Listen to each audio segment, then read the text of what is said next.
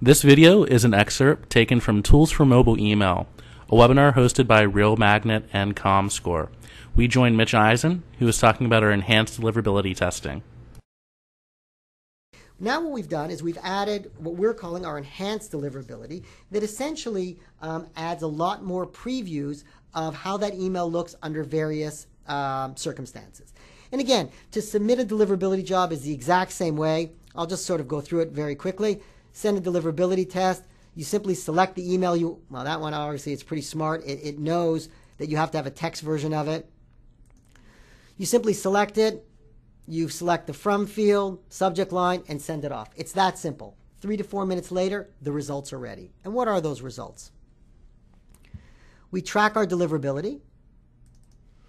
And here, for those that are familiar with it already, the standard deliverability metrics are still there, whether links are working, images, word tags, etc. We run it through a series of spam filters to identify potential triggers in that email that might identify that particular email as spam, and some suggestions of how to correct that. But what I want to focus on today are the previews.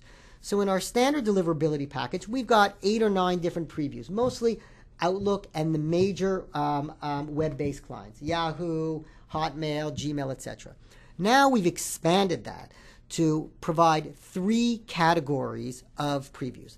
The first one we refer to as desktop email, and that is, as it suggests, kind of more the businessy type of emails. And here, as you can see, we have a lot of different ones. Outlook 2010, Outlook 2007, even older versions of Outlook, as well as Lotus Notes. And of course, you can expand it here to get even more detail. So that's one of them. The webmail is pretty much the same thing, where we've got Hotmail, Yahoo, Gmail, etc. But as you can see here, we also offer more detailed views of each of those email clients in different browsers. And again, there are some subtleties to how Hotmail behaves in Explorer versus how it behaves in Firefox. And for those who are very concerned about the layouts, this information and these previews provide some very detailed views and help you better fine-tune the design of your emails. But here is what I want to focus on, the mobile email. And what that does is it'll give you a preview of actually what the email will look like on a mobile device. And this is what I was referring to before. Remember that link that I talked about? This is what everybody sees on the top of their email. So again, this is just an image, so it's not clickable. But getting back to that, if I click that link from a computer, hey, it knows I'm coming from a computer, and it puts me to the regular web version. If it detects that I'm coming from a mobile device, it puts me on the mobile web version. So here you can see exactly what your email will look like on an iPhone. And I think that's pretty cool because, again, you want to make sure that the design works well with the iPhone. And perhaps that mini website that you've created, it may, sort of look okay proportionally, but it may be so scrunched up that you may want to consider making some modifications to it. And again, we have a couple of other ones here. The iPad. This one looks really good on an iPad. And now we show sort of the BlackBerry curve. Now this is the older BlackBerry curve with the older operating system that does not clearly represent HTML. But it's important because there's still a number of these older BlackBerries out there. And quite honestly, this is how people who have the older versions of BlackBerry will be viewing your message. It's not beautiful, honestly. But there's a couple points to make on this. Number one, all of the new versions of BlackBerry do render HTML, and probably within 4 to 6 weeks after we make this release, we will be even providing more previews of BlackBerries that are HTML enabled, so you'll be able to see what it looks like.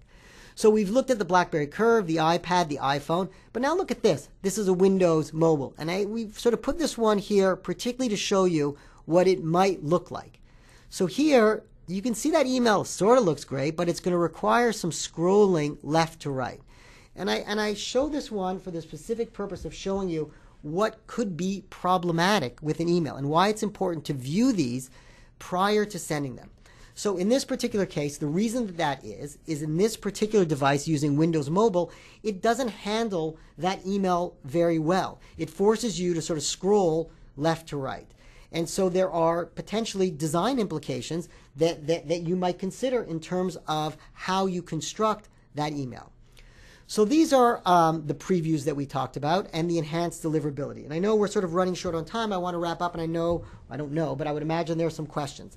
So basically, to wrap up, the new sort of enhancements that we are providing are, number one, the enhanced metrics on the tracking page. And I think this is perhaps, not the most important. They're all equally important. And I do want to reiterate what the importance of these metrics are. Number one, as a takeaway, I would say once this release comes out, I would absolutely, again, recommend for everyone to create that mobile web version of their email. As I said before, it's a little extra work, no harm, no foul. It doesn't impact anything except for the positive. What I would recommend is starting to monitor these statistics, look at these metrics, look at how people are interacting with the email in terms of, particularly of the mobile percentage. And if you see that climbing to a certain threshold that is meaningful to you, and everyone's going to have a different threshold percentage, we can start having the conversation about should we modify the design of our emails. And that's really what it comes down to, because we're sending out emails for the purpose of impact. We either want someone to read it, to gain that knowledge, or we want someone to act on it.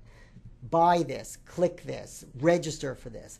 And the more we can do to understand the psychology and the devices and the location of where and how people are interacting with it, the better job we can do of presenting that information